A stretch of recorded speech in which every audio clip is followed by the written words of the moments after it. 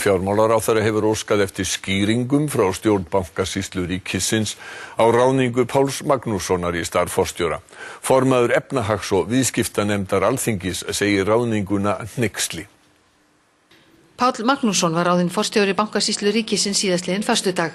Ráðningin hefur þótt umdeild en stjórnarformaður Bankasýslunnar sagði í Kastljósi í fyrrakvöld að faglega hafi verið staðið að ráðningunni. Páll hafi verið talinn hæfastur í starfið þrátt fyrir að hafa ekki verið sterkasti umsækjandinn við hliðsjón af menntun og reynslu af fjármálum líkt og lög gera ráð fyrir hæfi. Páll með BA-próf í guðfræði og meistarapróf í opinberri stjórnsýslu. Þá var hann aðstoðarmaður Valgerðar Sverrisdóttur iðnaðar- og viðskiptaráðherra 1999 til 2006.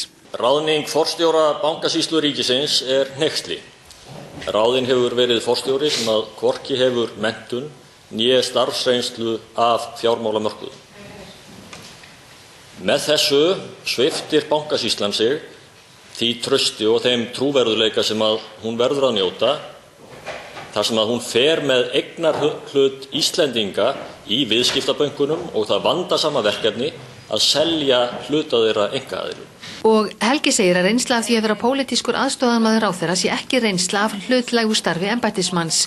Hann vill að fjármálaráðherra sem yfirmaður Bankasýslunnar grípi til ráðstafana.